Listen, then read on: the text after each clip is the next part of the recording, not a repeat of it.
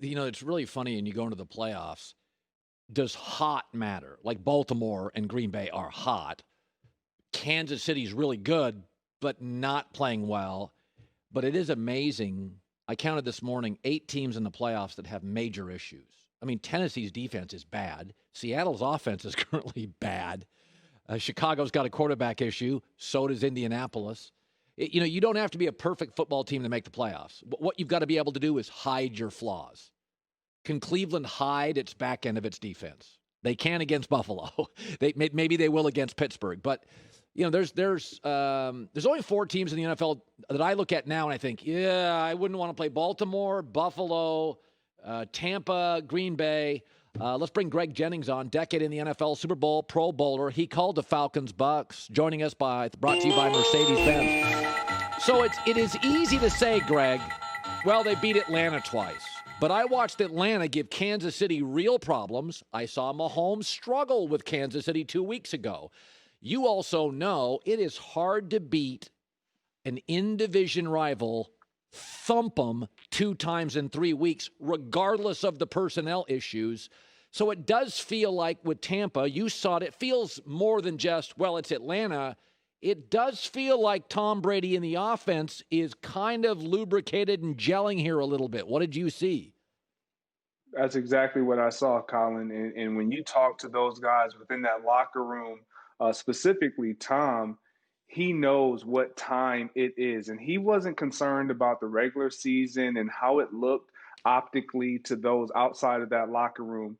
This is exactly where they wanted to be, gelling at the right time. It took him time to really get a grip on the offensive verbiage Sure. and get comfortable within this offense. And we're seeing him more comfortable, him throwing the ball with more timing and rhythm. And then you get Antonio Brown and Gronkowski. They're starting to find their football legs. They've been removed from the game for so long. This team is coming together at the right time, offensively. Defensively, they were missing a few guys, and it showed. But Atlanta Falcons gave them a run for their money, and they came through and with a statement win.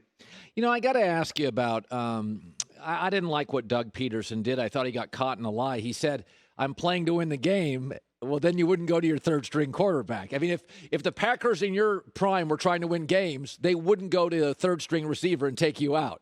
Now, if they wanted to argue we wanted to get Greg Jennings backup reps, that's fine, but that's not playing to win the game. As a former player, I just feel like hockey and football, you cannot take a play off. You lose locker rooms when you start looking ahead 6 months down the road. I didn't like it, and I never played the game. How did it sit with you? I didn't mind it. I didn't like what he said afterwards. And I think that's what kind of made it a lot more skewed than what it should be. They didn't have anything to play for. However, you do want to play to win, but they have a quarterback situation, and he wanted to evaluate his quarterback. That is fine. Just say that, but don't say what you just alluded to. Oh, we're still playing to win. Yeah, you want to win the game, but the likelihood of you realistically believing you're going to win, playing your third string guy, getting him reps that he hadn't had all year pretty much, you're not really playing to win. You're not giving your team the best chance that puts them in position to be successful. And that's where the problem lies. And so I don't think he owed, I heard Nick Wright this morning, I don't think he owed the Giants anything, but he does owe it to his players to be honest and forthright and just let them know, look, guys, we have a quarterback situation. We're trying to evaluate all talent, everyone, including himself. Yeah. So there's always been this little, you would think, I know in March Madness for years, you think, oh, the teams that are hot will do really well in March Madness. And the history shows it's just not true. You go into March Madness, it's a whole different style of basketball, and there's a lot of pressure on favorites. So in the playoffs, you would think, well, Baltimore's hot, and Green Bay is hot, and Tom Brady is hot, and Tennessee can't get its defense together. And I've seen that. And then you go into the playoffs, and it's like, okay, all the veterans play with more intensity. The young guys shrink a little bit. So you tell me, in your NFL career with Green Bay, did playing well week 16, 17 matter?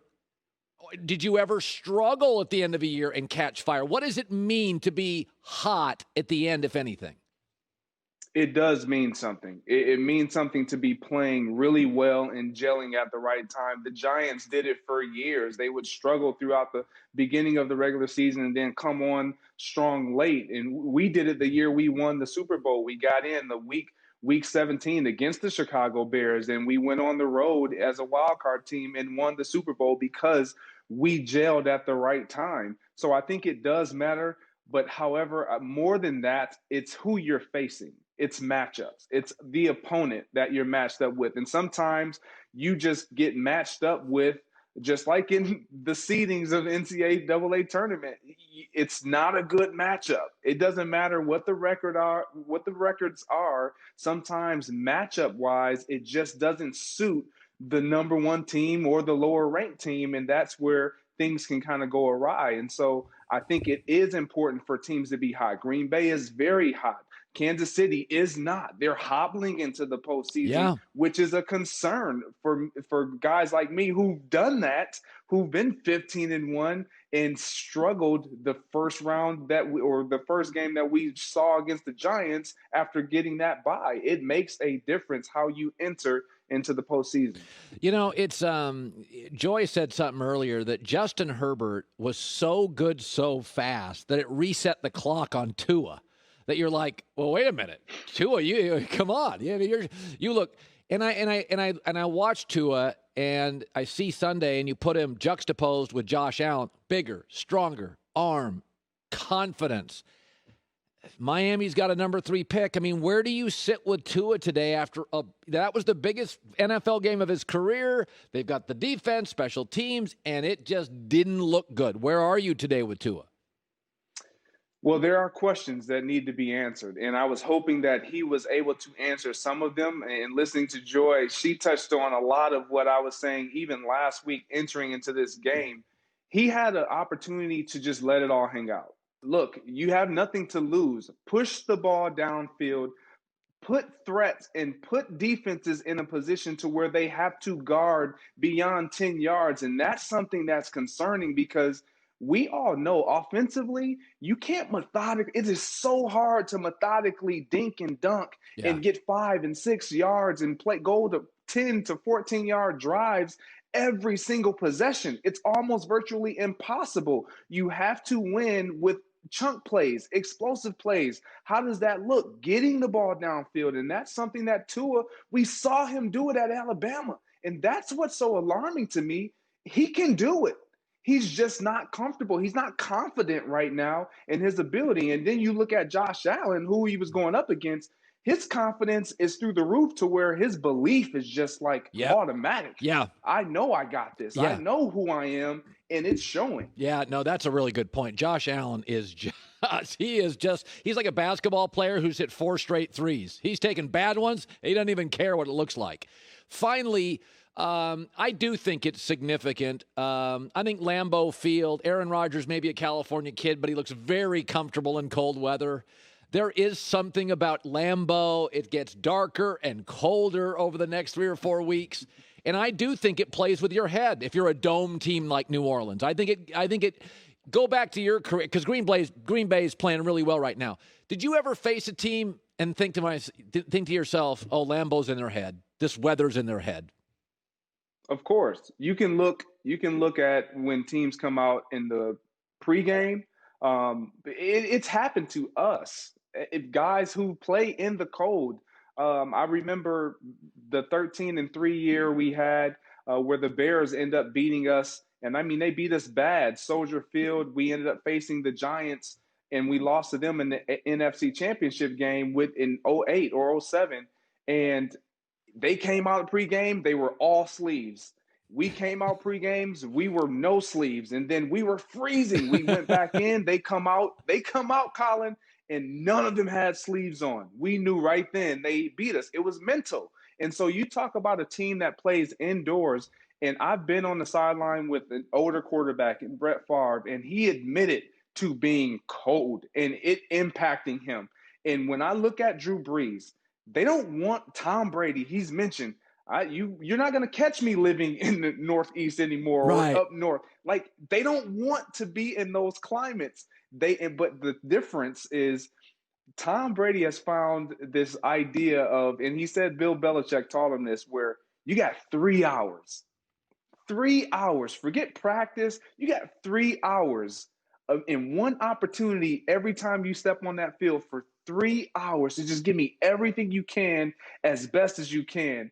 And so, but you can't attest and you can't account for that weather. And when it's cold and it's not going right, it quickly goes south. Yeah. And that's the concern I have for Drew Brees and the Saints and Tom Brady and the Bucs going into Lambeau. Yeah, I think it's a really good point with New Orleans and Breeze, and it just, not that I'm old or anything, but you creak a little more when you get that. Just a little bit. When that 5 is the first number in your age, I can attest to that. Greg Jennings, buddy, great seeing you. You do a great job on the games. Thanks so much, man.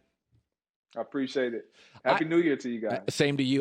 Hi, everybody. Thanks for watching. Subscribe here to get the latest from the show.